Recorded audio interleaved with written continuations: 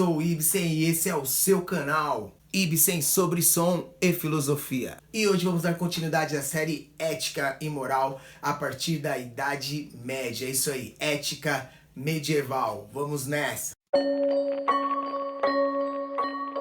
Muito bem, nós já temos um vídeo sobre ética no período clássico, falando de filósofos como Sócrates, Platão, Aristóteles, sobre os filósofos helenistas, e hoje nós vamos começar uma série falando sobre os filósofos medievais. O que é a Idade Média? É importante dizer que essa divisão é uma divisão recente, feita para que nós pudéssemos organizar a história de uma maneira cronológica. A Idade Média data do período do século V até o século XIV, mas é importante entender que as suas origens estão em Cristo, ou seja, no início do cristianismo. Por que no início do cristianismo? Porque toda a ética medieval é baseada na ética judaico-cristã.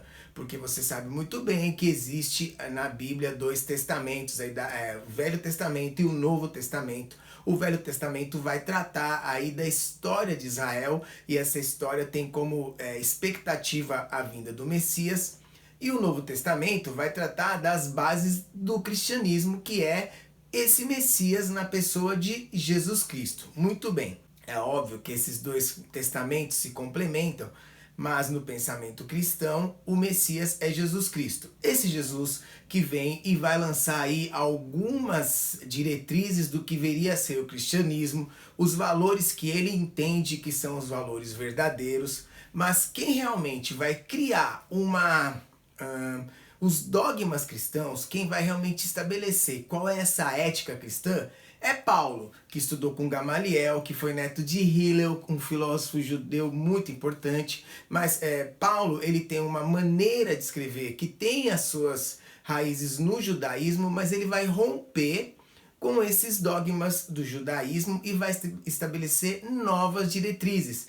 A graça, a ideia de que os nossos pecados já estão perdoados em Jesus, que aquela pessoa que seguir aquilo que Jesus falou vai ser salvo. E ele lança, a partir das cartas, das epístolas paulinas, ele vai lançar aí quais são os dogmas, quais são as diretrizes desse cristianismo.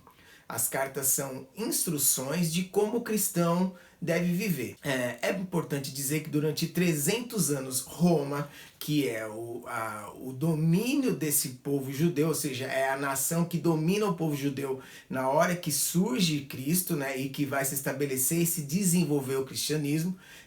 Roma persegue durante os 300 anos aproximadamente esses cristãos.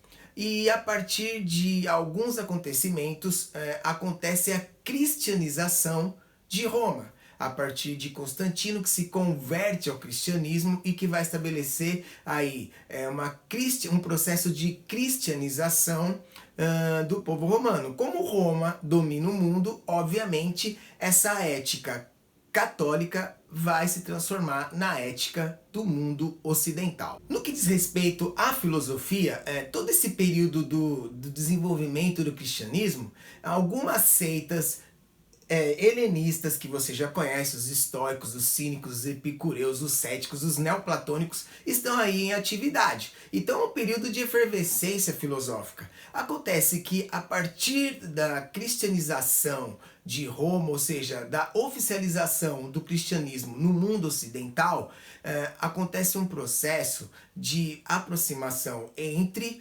a religião católica, que começa a partir daí desenvolver a sua estrutura nos moldes que nós temos hoje, e o poder. Nós vivemos numa sociedade nesse período muito polarizada. Você tem o clero, você tem a nobreza e você tem o povo, que são aquelas pessoas que nesse momento vivem num estado de miséria. Então perceba que existe a nobreza, que tem o direito a governar e possui os privilégios. Você vai ter o clero, que nesse momento se constitui como uma classe de muito poder e muito próxima à nobreza, e você vai ter o povo, que é quem sofre toda a pressão e todos os desmandos desses dois grupos que vão aí dominar a sociedade nesse período medieval. Um fenômeno importante nesse período é a junção da igreja com o Estado. Então, obviamente, todas aquelas normas éticas que o cristianismo propõe vão se confundir com leis. Então, questões morais se transformam em questões de punição. Então, existe uma mistura entre pecado e lei. Veja bem, esse período medieval é um período que, filosoficamente falando, existe um uso do expediente filosófico, do expediente lógico, para estruturar e para dar base para essa religião que tem por objetivo suplantar a mitologia grega, enfim, e todas as religiões que se colocam ali naquele Império Romano, que é um império feito de inúmeras nações, de inúmeras culturas.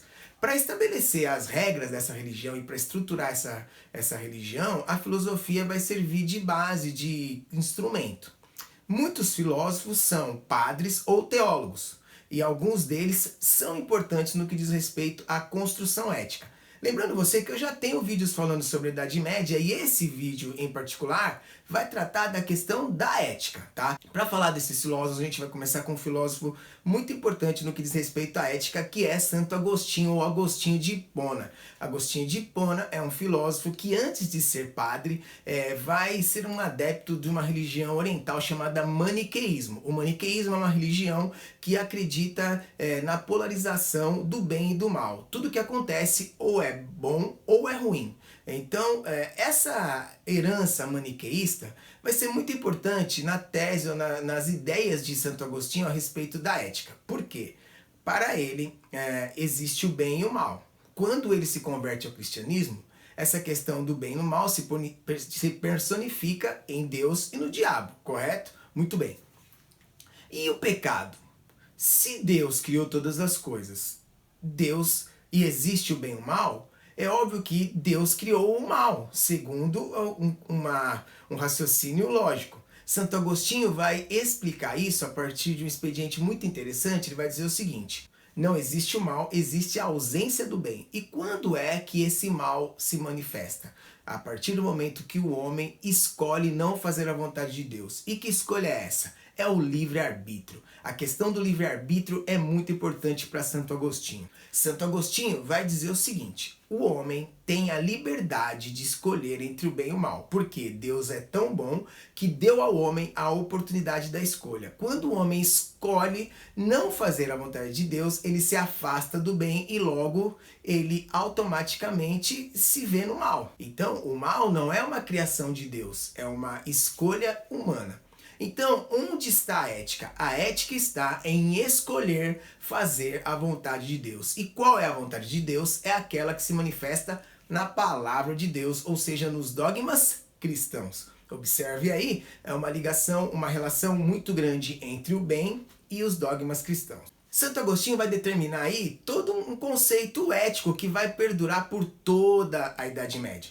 A maioria dos filósofos, teólogos e padres que são importantes nesse período, Erasmo de Roterdã, Tomás de Aquino, o próprio Santo Agostinho, Boécio, eles vão acreditavam ter uma linha comum básica, que é a ideia de que fazer a vontade de Deus é a melhor maneira de se conduzir moralmente e eticamente. E isso implica em questões sociais e criminais, ou seja, não fazer a vontade de Deus, não obedecer aqueles comandantes que Deus escolheu, ou seja, os monarcas, os reis, tudo isso implica em questões sociais. Então a ética está ligada a uma moral e a uma questão judiciária também nesse momento. Outro filósofo que vai ter uma ideia bem interessante a respeito da ética é Erasmo de Roterdã, um teólogo, um filósofo e teólogo, que vai chamar atenção para uma outra questão. Ele vai afastar um pouco a questão da relação com Deus com a relação com a religião. Para ele, a verdadeira ética é uma relação direta com Deus, ou seja,